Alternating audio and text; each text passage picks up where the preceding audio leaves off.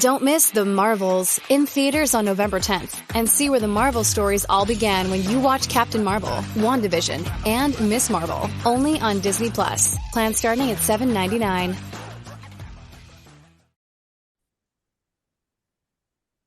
Hey, what's going on, Giants fans? Welcome to the latest episode of our Talk is Cheap podcast from NJ Advanced Media, the Star Ledger, and NJ.com.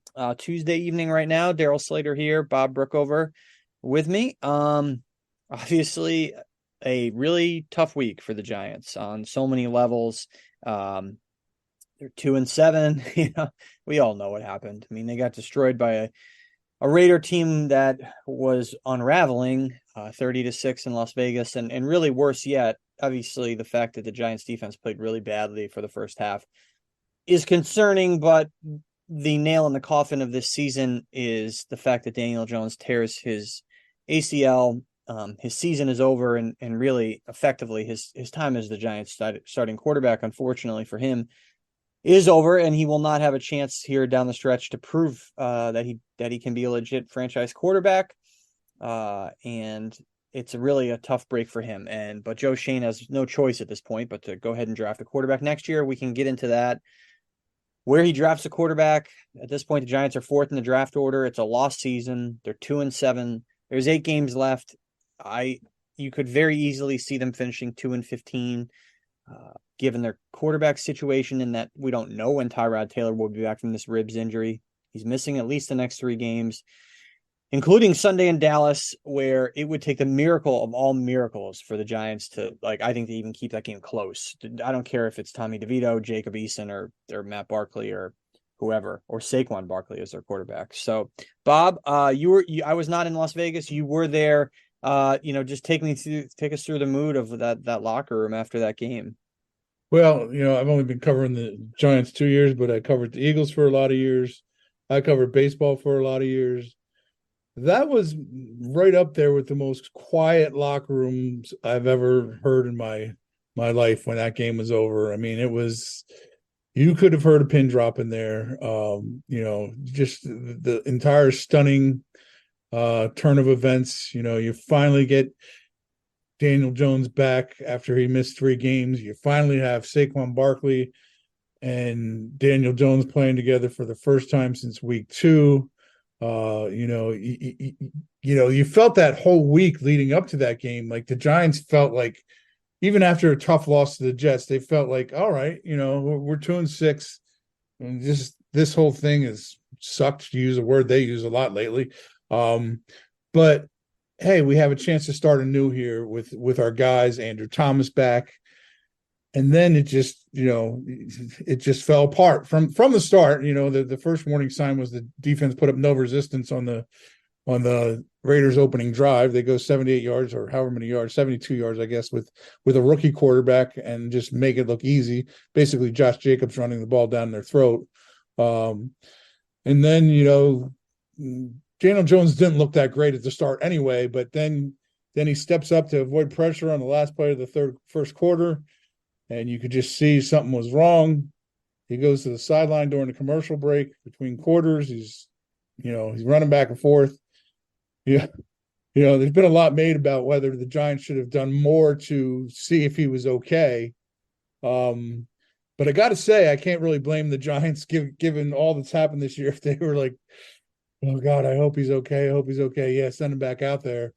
And they did, and he obviously wasn't okay, and nothing has been okay about this season.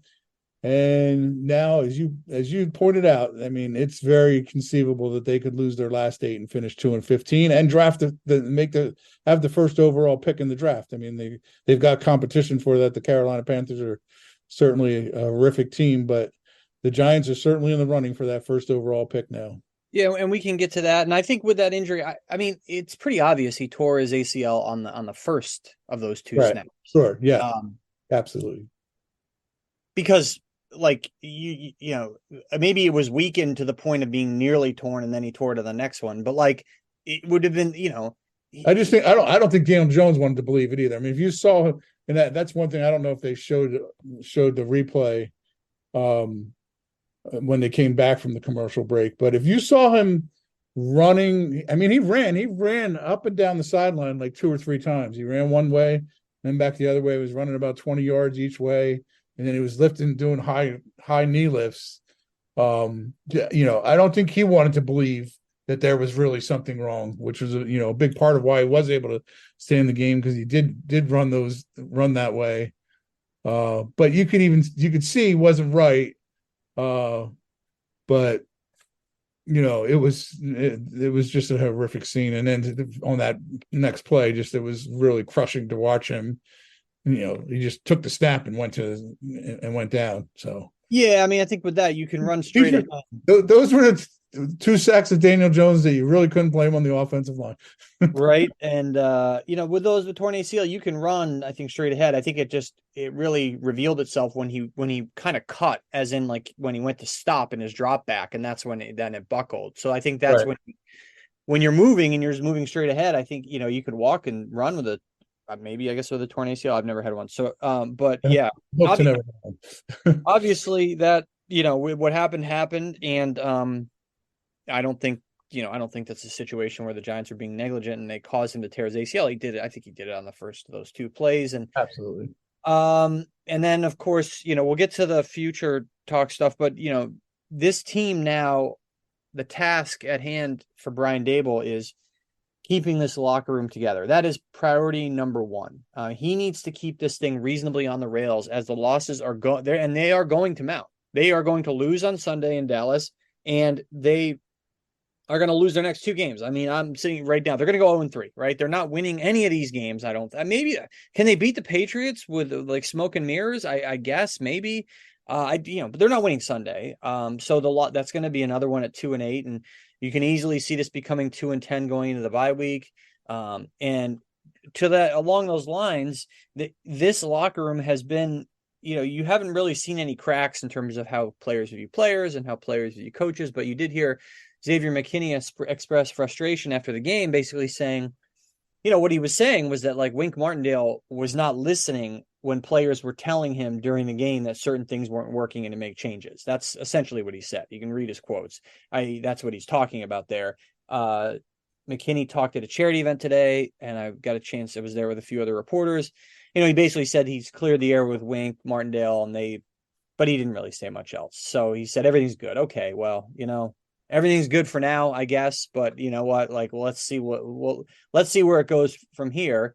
We don't control as the loss, as you've covered plenty of bad Giants teams. As the losses mount, it gets harder to just bite your lip and and just go along with things. If might as well play this little game right here, right now. If there's a player you could pick who might crack here in the next 9 weeks, really 8 weeks, because they have a bye in there, and I'm sure Brian Daboll is going to be more than happy to say go away for a week. Which player do you think just from pure losing that it's going to make him break it sometime and just maybe go off? Well, I mean, we saw it with Evan Neal already earlier this year, and right. And that was more of a personal thing than a team thing, though. Yeah, I don't know. I mean, I think there has to be a reason there for it. And McKinney would be one. I mean, he's an emotional guy. Kayvon Thibodeau's an emotional guy. I'm not saying he's going to lash out at his teammates or at the coaches, but you're talking about and I'm not saying necessarily these emotional guys. I mean, the root of his frustration was something tangible that he felt should have been happening. It wasn't just like, we suck, everything sucks, the coaches are terrible, they're awful. Right. Like, so he was offering like very like detailed things that he was trying to convey. So I do understand. So I think there has to be something there. I do think this team likes Brian Daboll. I think he's earned a lot of credit in that locker room for not being the way Joe Judge was, which is like beating these guys down into the ground. But players get sick of losing after a while. And so will guys have gripes? I'm sure. We'll see if those come out publicly. Yeah. I don't know if it'll be so much gripes, but just there's going to be an explosion at some point where if the losses just keep coming the way we think they will. The guy, I would say, I can just feel his frustration boiling, is Dexter Lawrence. He lost his good friend this week to a trade to the Seahawks. He watches him go have a chance to make the playoffs, although his debut didn't go so well in Seattle. But he just hates losing so much that I could see him just blowing up at some point after a game, because it's just too much to bear anymore. He's already been through it. You think you're past it last year, and now you're right back in it, and maybe up to your neck in it worse than it's ever been.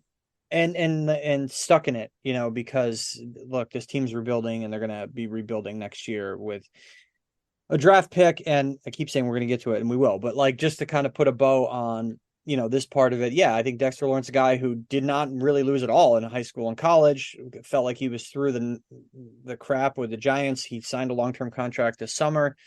And then I don't think he had any delusions that Leonard Williams is going to be here next year, if he was being honest with himself. But, this wasn't the all-in year that everybody thought. I think that some of this can be, they can kind of rationalize it to themselves of losing with the fact that they're going to be starting a third string quarterback of some type here for the foreseeable future.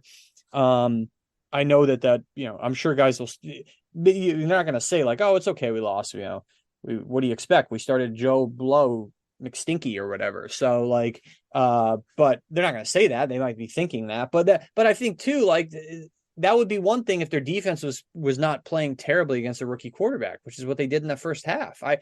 I think, and this, we can pivot to the future after this point here. This defense had done some really good things, but it remains a very frustratingly inconsistent defense. Like, I understand that Wink Martindale is a prominent name. He gets a lot of credit, and I think a lot of leeway and slack from some people who cover this team, because he's folksy, because he's nice. And, some reporters have egos, and they give benefit of the doubt. I'm saying you, Bob. I'm not saying you.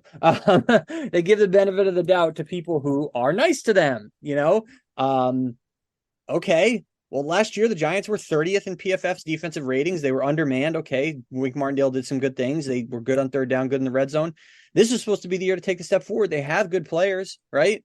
They're 24th in PFF right now. And I know that's not the be all end all, but they're 22nd against the run. They were supposed to be better than that. They're 26 in coverage. They were supposed to be better than that. They are 10th in pass rush. Pretty good. So, but I don't know. What do you make of this defense? It's been very inconsistent, and what do you think there?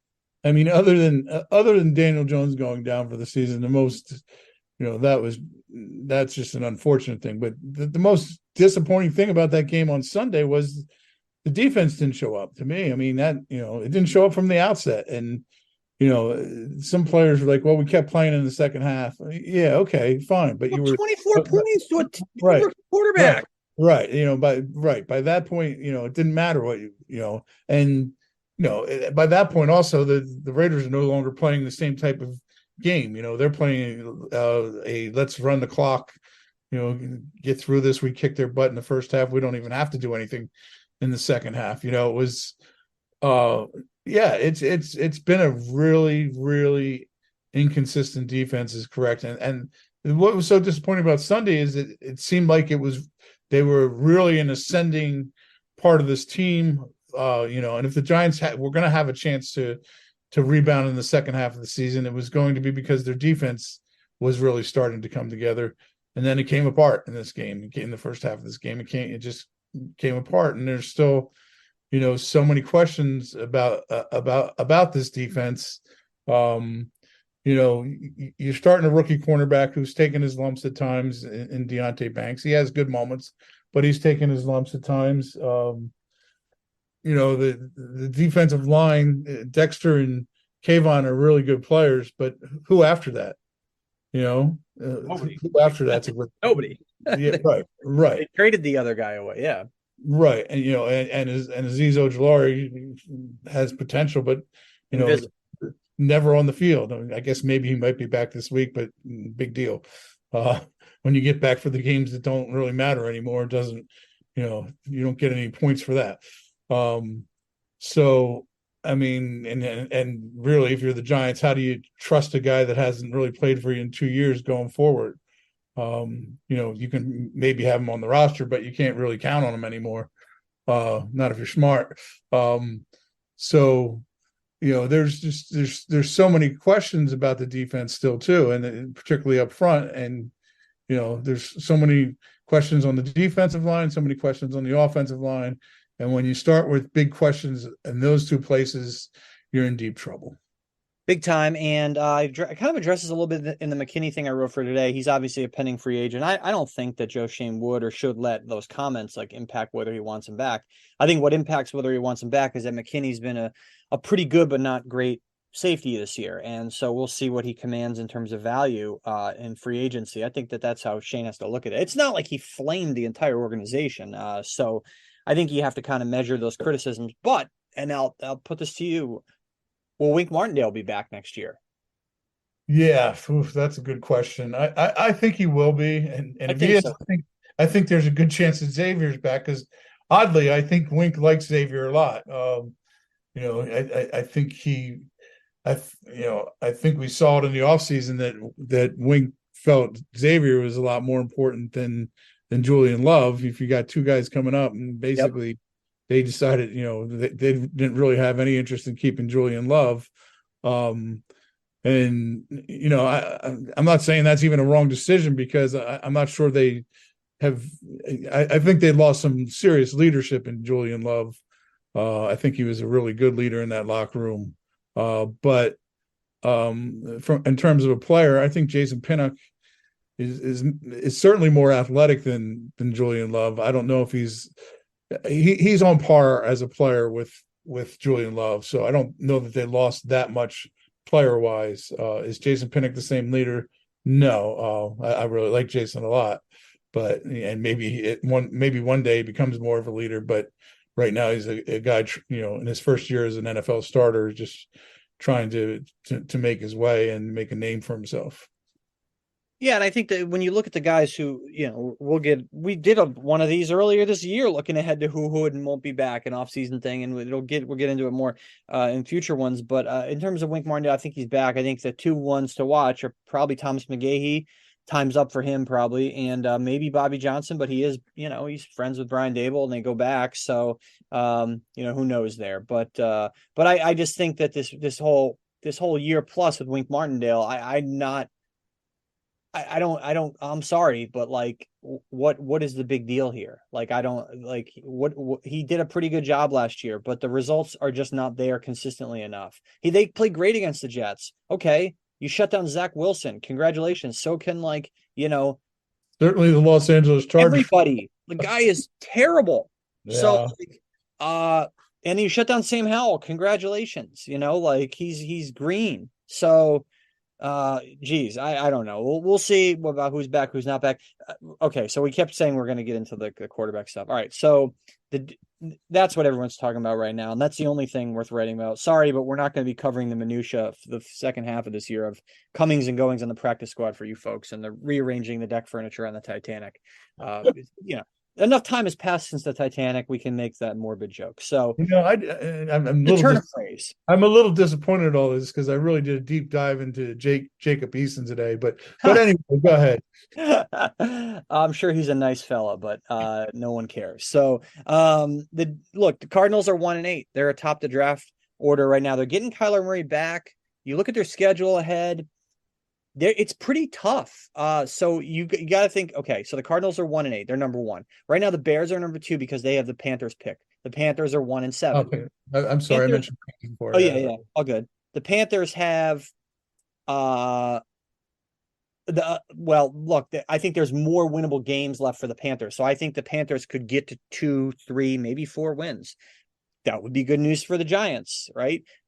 The Bears themselves are number 3 with their own pick at 2-7. Then the Giants are 4 at 2-7. The Pats are 5 at 2-7. Those are all the 2 and 1 win teams. Where could the Giants go here? I think Arizona could definitely draft a quarterback. The Bears would draft a quarterback, but if the Giants are if the current draft order stands, the Giants would be getting the 3rd quarterback, even though they're 4th, because the Bears aren't going to pick quarterbacks back to back, obviously. So I don't think you think the Bears would replace Justin Fields at this point. I think it's possible. I don't think it's a lock. So I think it's possible that, well, I don't know.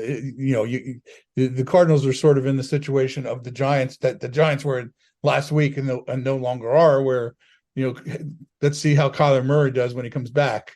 I mean, I think Caleb Williams is a really enticing prospect, and I think, it would be hard for either of those teams to pass. I mean, this is year 3 for Fields, and he wasn't drafted by the current GM. That's just what, the Jets gave up on Zach Wilson after 3 years. Yeah, I mean, that's possible. Yeah. So There's so many people who still love Justin Fields, though. Sure. I think that there's a world where he is their starter next year, and they go and they draft somebody else, which would be great for the Giants because, look, I mean, the top 2 quarterbacks, Caleb Williams from USC and Drake May from North Carolina, I think everyone agrees on that. Will either of those guys be available for the Giants, depending on where they pick? My point with all that was, like, it's not going to be super easy for the Giants to get the number 1 pick, even if they lose out. Like, Arizona could also lose out. So, there's a lot of moving parts there, but beyond, when you look at the quarterbacks who are available, Williams, May, and then it's like, well, who else? Michael Penix. I'm going to be honest. I don't really, how does the young man pronounce his last name? I'm going to say it that way at the risk of slipping up in another way. So we're just going to go with Penix for now. So, and then Bo Nix from Oregon, right? Those are kind of the consensus top 4, maybe JJ McCarthy from Michigan. And then those would be the guys who, PFF has those guys in the top 30 of their overall big board. Then you're getting down to like Shedeur Sanders, who may not even go pro if his dad has anything to say That's about what it. his father said today. Yeah, I saw that. And then, well, to be fair, he's making all that NIL money in college. Obviously, an NFL rookie contract's much more than that. But right. Jaden Daniels from LSU. Right. So there's a couple ways they could go with it. I think they could draft a quarterback high, or they could pick a really big playmaker. Like if Marvin Harrison's there, do they pass on him? And they could trade back into the bottom of the first round with that extra second round pick, maybe get a Michael Penix there. I know we don't know a lot about these players, but I don't know. Do you have any thoughts initially on like where things go from here? I don't know how you guys are going to pick. I'm basing this off games that I've watched Caleb Williams play, and I haven't been that impressed by him. To be honest, he would scare me as a first overall pick but when I say that, I haven't watched every game that USC has played.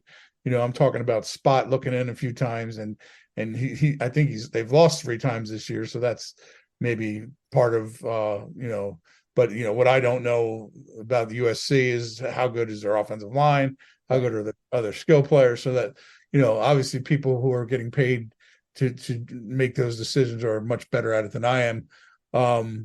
But if the Giants have a chance to get the quarterback they love, and I can definitely see a scenario where they're at least in the top 5. And I really, with Jones out, I can really see them being getting a top 3 to top 2 pick. And at that point, if to me, well, you make an interesting point with okay, take Marvin Harrison and then go after another quarterback later on. The other thing you can do here is play Daniel Jones next year. He's under contract, and if you don't like this quarterback class, there's no guarantee you're going to get the quarterback in the following class. But if Daniel Jones isn't good next year and you're back doing the same thing at quarterback, you will have somebody. It's a matter of who they like and and I don't even know what the quarterback class looks like in 2025, and probably most people don't. Yeah, same. I just it can change. It can change in an instant. Who's who's good and who isn't, and who's going up the board. So I would be shocked if they didn't pick a quarterback reasonably high next year. I mean, remember Jalen Hurts 53rd overall pick. You don't have to get a quarterback in round 1. I mean, think about guys like even Mahomes, Josh Allen, who are not considered the guy there in their year, Lamar Jackson, right? And so that's sometimes how it falls, and it's a really hard position to evaluate. It's the most important position, but there was always going to be a possibility that the Giants were going to be drafting a quarterback next year, even if Jones finished out the year. Say he finished out, it pays to be aggressive at quarterback. It just does. That's what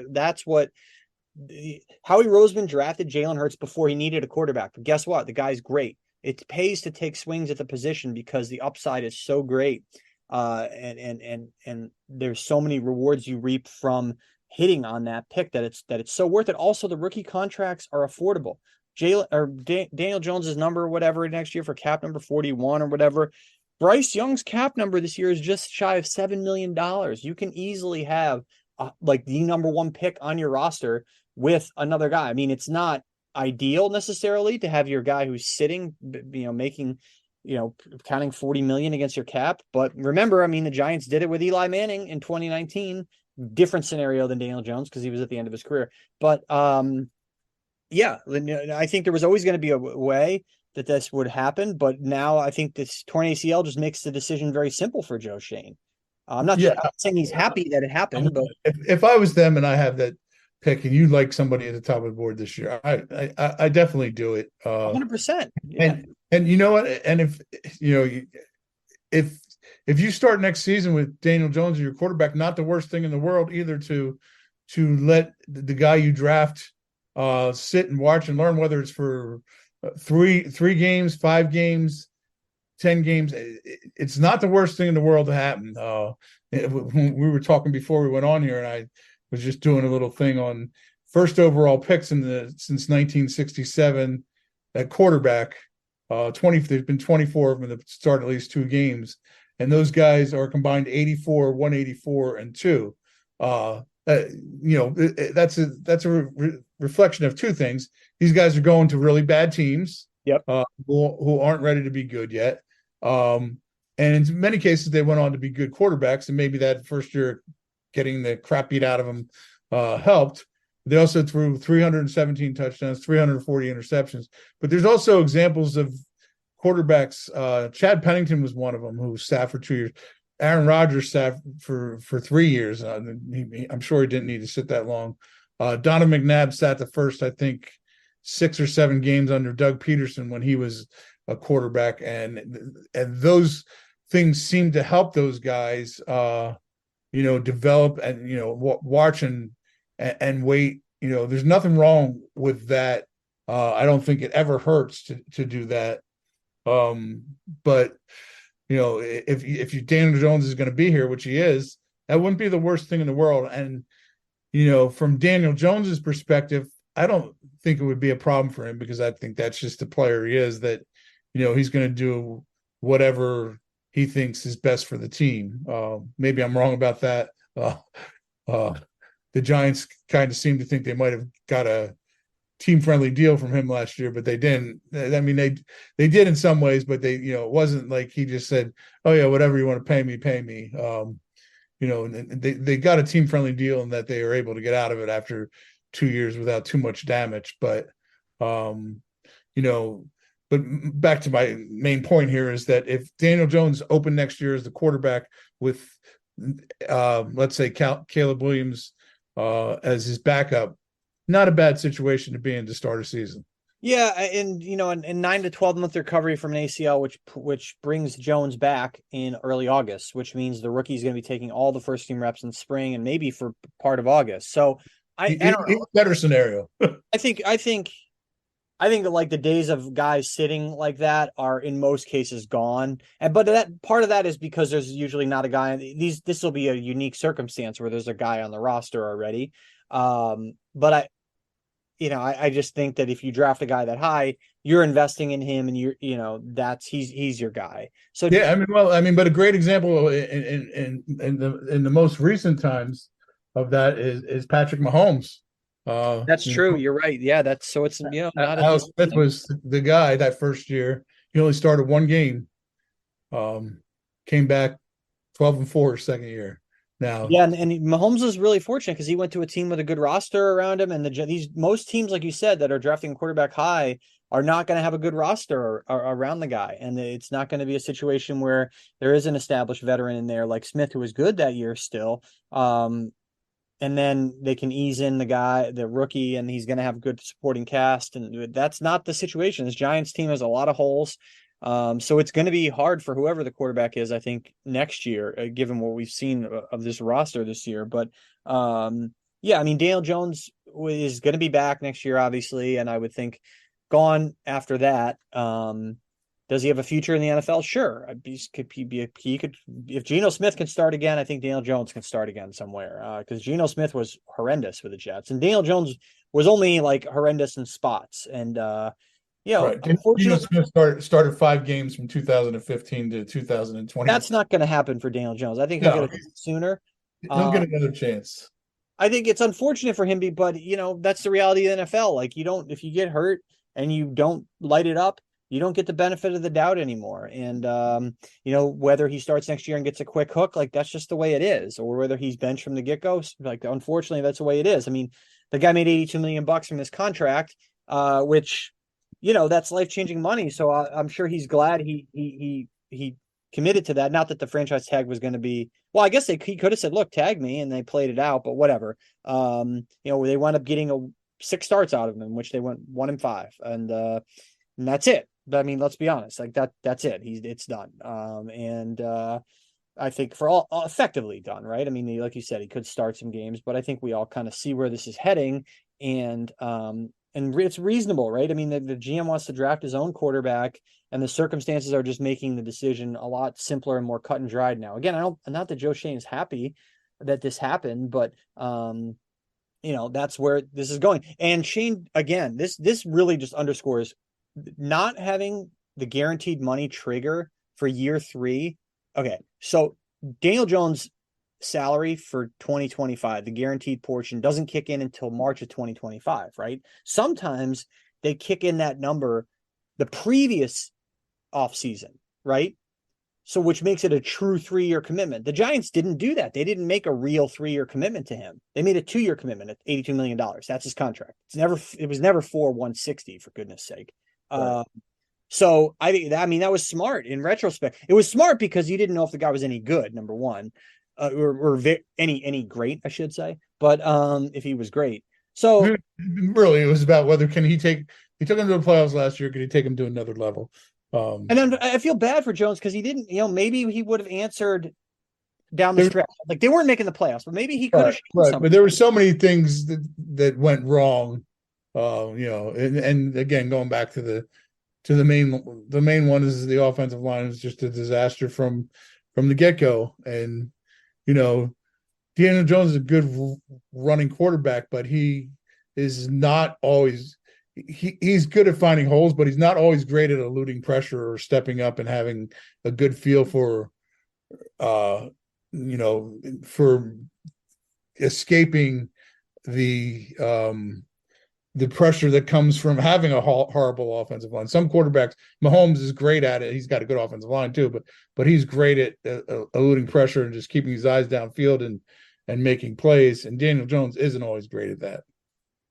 Yeah, and so that's how it ends really for Jones, unfortunately. And this team, it's not like all of a sudden like, oh, people are thinking in their head like, oh, we're Giants are done with Jones. They'll draft a quarterback, and we'll start fresh, and everything will be great. Well, you mentioned how often rookie quarterbacks struggle for various reasons. Some of those guys that were number ones, we were going over before we came on here. Some of them obviously have been bust. Tim Couch, David Carr, right? But some of those guys obviously. Sam Bradford. Yeah, but then you're also talking like a lot of them have, but there are quite a few who went on to be Hall of Famers too.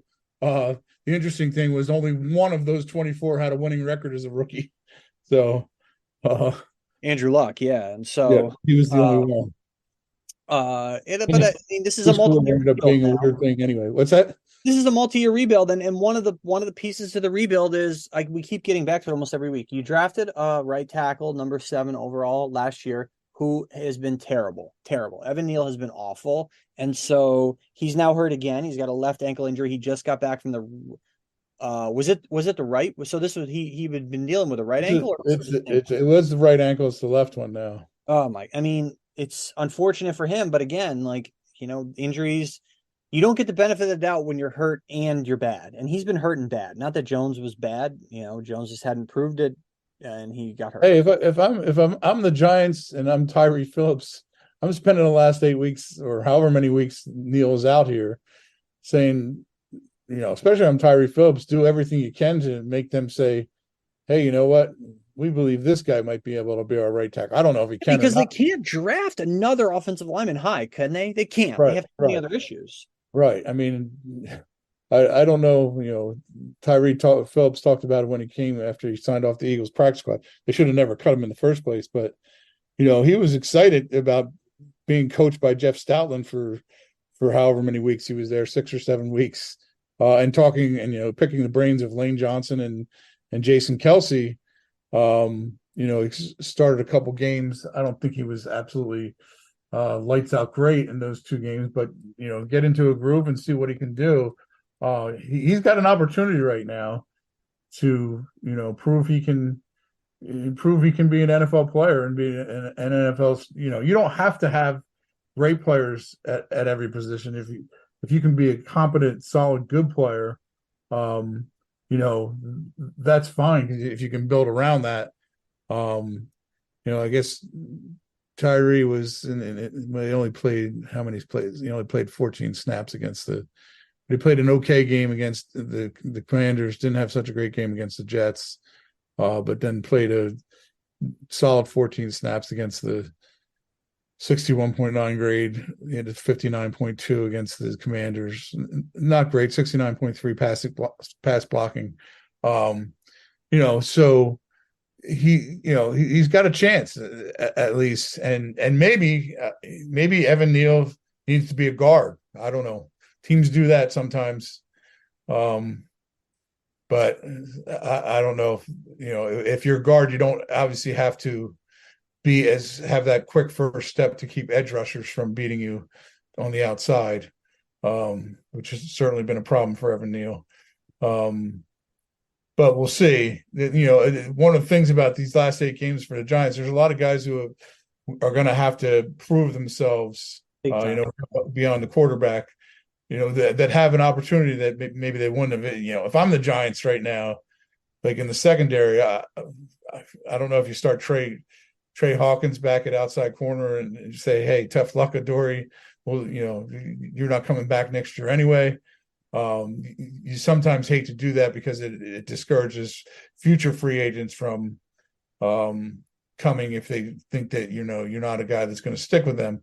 But if I'm the Giants, I'm looking at either Trey Hawkins or Cordell Flott on the outside. Cordell Flott's been the guy inside lately, but I'm looking at every young guy who I think has a chance to be able to play in the NFL or be a starter in the NFL. I'm looking at it for the next 8 weeks. Bingo. That's what it's about. I mean, the rest of the season is about Brian Daboll keeping this locker room together and about taking a look at a lot of these young guys, whether it's Xavier McKinney, pending free agent, or a Trey Hawkins, who's an interesting young player who you want to get an evaluation on, or Tyree Phillips. I mean, you mentioned him. And so that's what it's about down the stretch for this team. And so before we do our Cowboys pick, which, I mean, who cares, but we'll do it anyway. All right. So real quick, and I won't, we'll just put you on the spot. I don't want to use that old Mike and the Mad Dog thing that they used to say, because it's a little bit too much with the gun reference. So you may know what I'm talking about, but so who will the Giants draft? Which quarterback will they draft? You don't have to say where. You don't have to say how it comes to be. You don't have to say if they're going to start in week 1. Which quarterback will the Giants draft next year? This is just for fun. Yeah, I'm going to say Cal Williams, because he's going to be, if that's the pick they have a chance to make, I think that's the pick they make. Oh, yeah, do you think they'll do it? I mean, you think that they're going to be high enough to do it? I do. And I also believe that he may not go 1. What's that? You think he might not go number 1? Yeah, I do. Because I think the Bears, I don't necessarily think the Bears are done with Justin Fields, and I don't necessarily think the Cardinals are done with Kyler Murray. But you think he'll be the first quarterback taken? I do think he'll be the first quarterback taken, and I think it's possible the Giants have one of the first 2 picks. So all reasonable guesses. Given those 2 things, I'll be something different. I'll say that they get Drake May. I don't mean, the circumstances, whatever. It's whatever you want to make up in your head because we're just making it up right now. But Drake May, the kid out of North Carolina, 6'4", 230. That's about all I know. No relation to Marcus May, the former Jet safety. That's about all I know about him. I don't think he's. I mean, I would be. He is Well, definitely. I just Google image searched him. He's definitely not. I wouldn't think he's related. So yeah. it would be interesting to have a North Carolina and Duke quarterback. Yeah, yeah. And so the line on this Cowboy game on Sunday is, I think I saw it at 15.5. To me, that felt low. What do you think? What's the score? Ooh, I thought you were going to say, what's the line? 15.5. I hadn't even looked at that yet. I saw that in passing. Oof.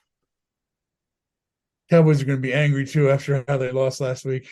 Cowboys, I'm going to say the Giants defense does show up a little bit this week.